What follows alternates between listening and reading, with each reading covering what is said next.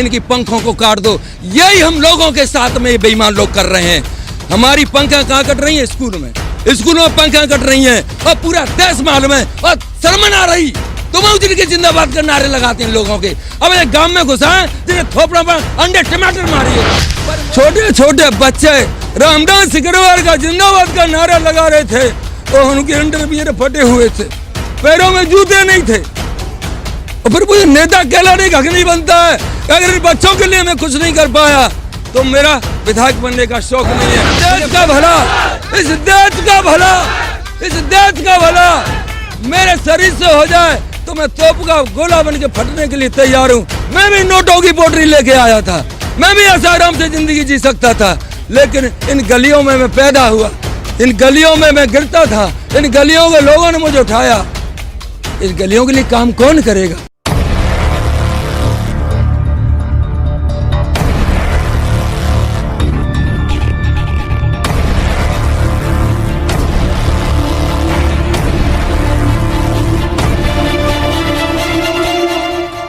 नमस्कार, मैं हूं योगेश कांत और आप देख रहे हो खबर एक्सपर्ट। खबर एक्सपर्ट पिछले कई दिनों से चुनावी कवरेज कर रहा है। उसी के तहत आज हम खेरागढ़ विधानसभा में हैं। यहां का समीकरण कुछ अलग ही है। यहां किस तरीके का माहौल है?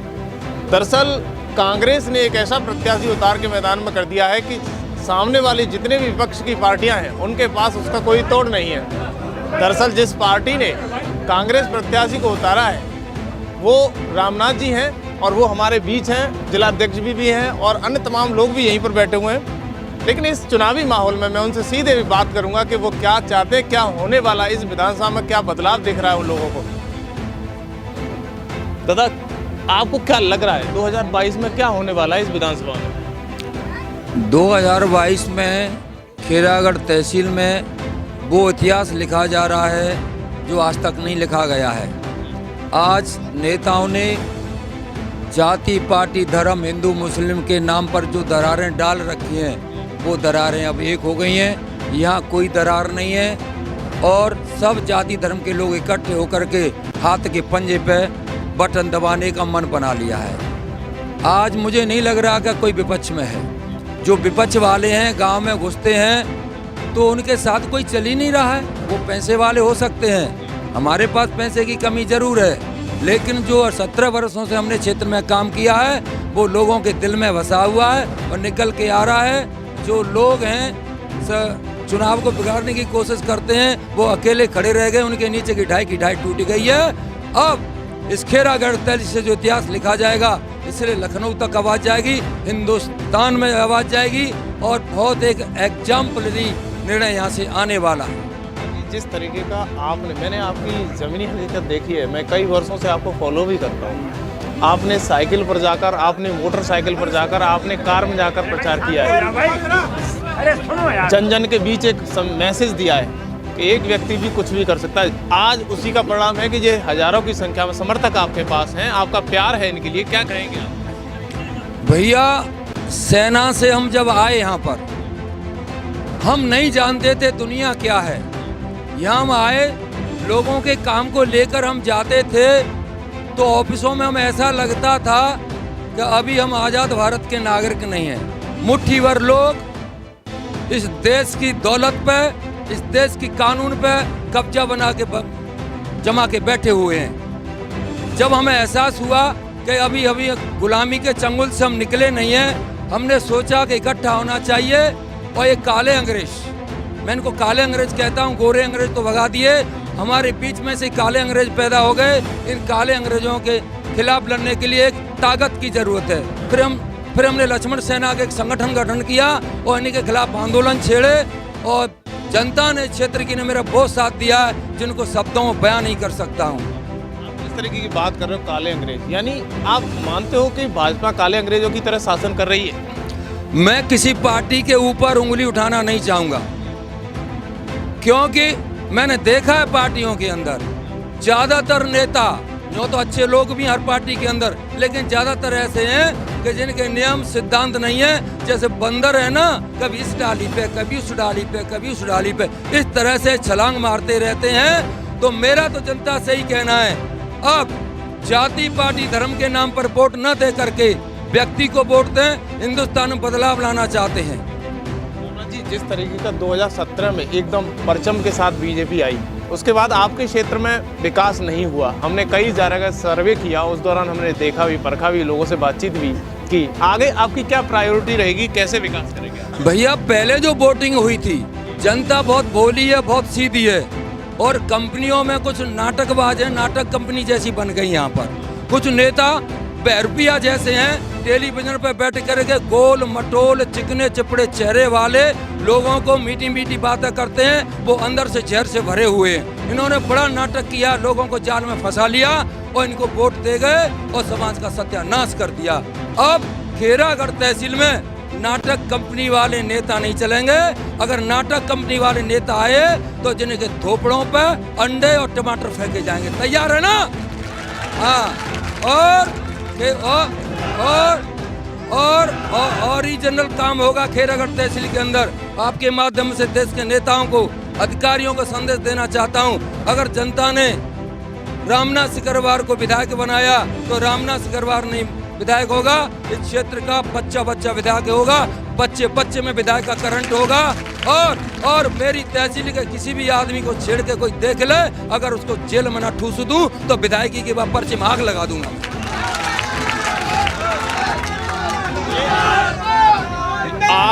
ये आपकी मेहनत और आपके वर्चस्व के सामने विपक्ष दिखाई नहीं दे रहा है, यानी भाजपा नहीं है, बसपा नहीं है। क्या लग रहा है, जनता का हुजूम और आज इनका प्यार आपको किस तरीके से इतना आकर्षित कर रहा है? भैया, मैं सेना से आया था तो मैंने ये भी सोचा उस दिन कि मेरे साथ के लोग, कई लोग खत्म हो गए, शहीद हो गए, उनकी डेड बॉडी नहीं मिली, केवल चिट्ठी आई घर पे उनकी। कई लोगों की डेड बॉडी घर पे आई।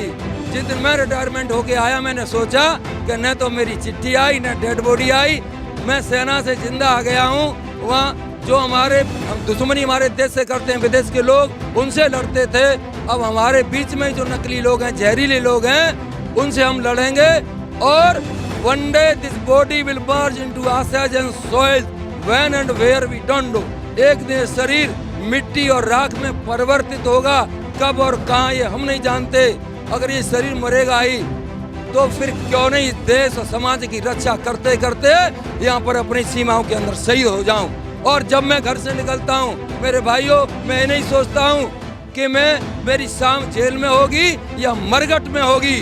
और ये निश्चित मान लीजिएगा, मैं कोई नाटक नहीं जो बाहर निकलता है, मेरे दिल की आवाज़ है। जिनको हम नेता मानते हैं, ये जहरी लोगों ने हम लोगों का शोषण किया, अत्याचार किया और हम लोगों को किसी लायक नहीं छोड़ा। अब छोटे छोटे बच्चों को स्कूल में अत्याचार हो रहा है, उनके ऊपर एजुकेशन नहीं दी जा रही है। छोटे एक 10-15 साल के बच्चे ने क्या अपराध किया जिसकी सजा स्कूल में दी जा रही है। आज सरकारी स्कूल मजदूर बनाने की फैक्ट्री बन गए हैं। मेरा सबसे पहला कार्य होगा एजुकेशन स्टैंडर्ड की होगी और बच्चों के लिए नौकरी के सेंटर बनेंगे पूरी तहसील के अंदर। बाकी सड़क फड़क की वो चिंता है तो गड्ढन में निकल जाएंगे। और हिम्मत है जिला बेसिस शिक्षा अधिकारी की तो शिक्षा खराब करके देखना। चैलेंज कर रहा हूँ शिक्षा अधिकारी को आपके माध्यम से। रामनाथ जी, जिस तरीके का आप शिक्षा पर काम करना चाहते हो, स्वास्थ्य पर काम करना चाहते हो, वास्तविकता में शिक्षा का स्टैंडर्ड गिरा है या बढ़ा है? क्योंकि विपक्ष कहता है शिक्षा बहुत अच्छी है, जगह जगह कंप्यूटराइज सिस्टम कर दिया है सरकार ने। आपको लगता है कि ऐसा किया है? सुन लो भैया, कहानी का है। एक कोई तानाशाह था तो किसी मंत्री ने कहा कि भैया इस बड़ी अच्छी योजना बनानी चाहिए जिससे लोगों का विकास हो। उस तानाशाह ने क्या कहा, तुम्हें जानकारी नहीं है कि जनता कैसी है। बोला एक मुर्गा लाओ, मुर्गा मंगाया गया। बोला सी पंखे काट दो, काट दी, नीचे पटक दिया। बोला दाना डाल दो इसको, दाना चुग लिया, थोड़ी देर बाद उसको पानी पिला दिया। ये नेता जिनको आप नेता कहते, नेता नहीं है ये लोग। इन्होंने हमारी पंखें काटी जा रही हैं स्कूल के अंदर, फिर मुर्गा उड़ नहीं सकता। केवल दाना डालो, पानी डालो, जिंदा रहना चाहिए, इनकी पंखों को काट दो। यही हम लोगों के साथ में बेईमान लोग कर रहे हैं। हमारी पंखें कहाँ कट रही है? स्कूल में पंखें कट रही हैं और पूरा देश मालूम है। और शर्म आ रही तुम जिनके जिंदाबाद के नारे लगाते हैं लोगों के। अब एक गांव में घुसा है जिन्हें थोपड़ा पर अंडे टमाटर मारिएगा, पर मुँह तो यूं लगता है जैसे बेईमान है। तुम टमाटर मारेंगे तो मुँह फाट देंगे और जिनके मुँह में ले लेंगे टमाटर, खा जाएंगे। इतने बेईमान है लोग। और मुझे हकीकत कह रहा हूं मैं कि अगर खेरागढ़ तहसील में एक सैंपल के तौर पर तहसील नहीं बनी तो फिर मैं उस दिन विधायकी को छोड़ दूंगा। मुझे ऐसी विधायकी नहीं चाहिए। रमनाथ जी, आप जैसे बातें कर रहे हो उसी बातों के साथ अगर आपको जनता सपोर्ट कर रही है, जिस तरीके का माहौल है, मैं क्षेत्र में भी बात करके आया हूँ, क्षेत्र की जनता के भी एक आवाज़ है कि Ramnath ji is the best man here. तो आपको लगता है कि कहीं ना कहीं जनता की आवाज़ है आपके लिए, वो आपको आगे बढ़ा रही है? भैया, इनकी मुझे ज़रूरत है और मेरी इनको ज़रूरत है। कभी मैं सोचता हूँ कि मेरा गला भरा आता है। एक बार गोगावंद में मैं गया था 2017 के चुनाव में, ऊपर पहाड़ी पे हम चढ़ रहे थे, सर्दी का समय था, छोटे छोटे बच्चे रामदास सिकरवार का जिंदाबाद का नारा लगा रहे थे और उनके अंडरवियर फटे हुए थे, पैरों में जूते नहीं थे। और फिर मुझे नेता कहलाने का हक नहीं बनता है। अगर इन बच्चों के लिए मैं कुछ नहीं कर पाया तो मेरा विधायक बनने का शौक नहीं है, मुझे पद नहीं चाहिए। जो जिंदाबाद के नारे छोटे छोटे बच्चों को आज गाँव में स्कूलों में बर्बाद कर रहे, सबसे ज्यादा मुझे खटक रहा है और वादा कर रहा हूँ आपको भी साथ देना होगा। मेरे पास कोई धन नहीं है, लेकिन आपने साथ दिया, इस सिस्टम को हिला के रख दूंगा मैं। और मुझे मरने की चिंता नहीं, जीने की चिंता नहीं, मेरे को दर्द नहीं देखा जा रहा। लोग कह रहे रामनाथ पद लेना चाहता है, अरे आग लगाता हूँ ऐसे पद के अंदर। खेरागढ़ तहसील को मुझे संभालना है और कोई मेरा किसी से झगड़ा नहीं, किसी पार्टी से झगड़ा नहीं, किसी धर्म से झगड़ा नहीं है, लेकिन जिंदाबाद के नारे लगवाने का हक मुझे तब बनेगा जिनके मैं अधिकार दिला दूंगा। मैं दिल से बात करता हूँ, दिमाग मेरे पास कम है क्योंकि मिलिट्री में दिमाग ज्यादा नहीं होता। लोग कहते हैं मिलिट्री वाले तो पागल होते हैं, मैं भी पागल हो गया हूँ, खेरागढ़ तहसील जनता भी पागल हो गई है। और कुछ नेता हैं दलाल टाइप के, मैं फोन करूँ रामनाथ मैं ना रहा मैं इतने आइडियोलॉजी ना मिलती ऐसी मारू आइडियोलॉजी मिलती कहते हैं भैया, जब मोदी ना मिल रही समझ का काम मैं कर रहा हूँ, आइडियोलॉजी ना मिलती मिला मिल रही है। दूसरी पार्टी के लोग है ये पैसा वाले हैं, करोड़पति हैं, ये अरबपति हैं और ये पैसा बांट रहे हैं। और जिन नेता ना दलाल टाइप के जो नोट ले मेरे के संग बज रहे हैं। पर भैया तुम मन चले जाइए उजली के संग, तुम मन चले जाइए उजली के संग। और इस देश का भला, इस देश का भला, इस देश का भला मेरे शरीर से हो जाए तो मैं तोप का गोला बन के फटने के लिए तैयार हूँ। मैं भी नोटों की पोटरी लेके आया था, मैं भी ऐसा आराम से जिंदगी जी सकता था, लेकिन इन गलियों में मैं पैदा हुआ, इन गलियों में मैं गिरता था, इन गलियों के लोगों ने मुझे उठाया। इन गलियों के लिए काम कौन करेगा? घर जाके मेरे देखना कैसी जिंदगी जी रहा हूँ। मुझ पर करोड़ों के आरोप लगते हैं, अरबों के आरोप लगते हैं और मैं अपने धर्म की सौगंध खा के कहता हूँ मैं 1 रुपया नहीं कमाया जिंदगी, 1 रुपया नहीं कमाया। भैया आप बहुत ही भावविभोर हो रहे हैं, लेकिन मेरा सवाल अब आपसे पर्टिकुलर ये है, आप फाइट किससे मानते हो इस विधानसभा में आपकी?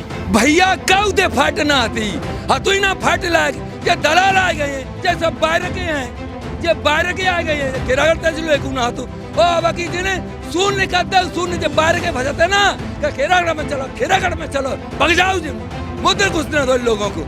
खेरागढ़ घर की पंचायत तुम्हारी चाहते आ जाते हो जहाँ आने दो इसको। और बिल्कुल इसमें व्यवस्था बदलाव है, टक्कर में कोई नहीं है। और अब और मजबूत काम बन गया है कि ठाकरे साहब जी चुनाव लड़ रहे थे निर्दलीय और उन्होंने मुझे समर्थन दे दिया और वो भी मेरा सहयोग कर रहे हैं। आपके माध्यम से भी ठाकरे साहब का मैं धन्यवाद करना चाहूँगा। और खेरागढ़ तहसील में वो इतिहास बनने जा रहा है, वो इतिहास बनने जा रहा है कि शायद जब अखबार में पन्ने में लिखोगे तो पकवान छोटा पड़ जाएगा। बहुत बहुत धन्यवाद रामनाथ जी, जिस तरीके का बेबाकी के साथ आपने राय दी। खबर एक्सपर्ट इसी तरीके से ज़मीनी हकीकत दिखाता रहेगा, क्योंकि नेता तो बहुत होते हैं लेकिन उन पर खरे उतरना रामनाथ जी की बातों से लगता है कि आने वाले कल में वो खेरागढ़ विधानसभा को इस तरह का माहौल देंगे कि आने वाला वक्त उनके लिए एक एग्जाम्पल बनेगा, लोग उनका स्वागत करेंगे। आप देखते रहिए खबर एक्सपर्ट की विशेष कवरेज खेरागढ़ से। धन्यवाद।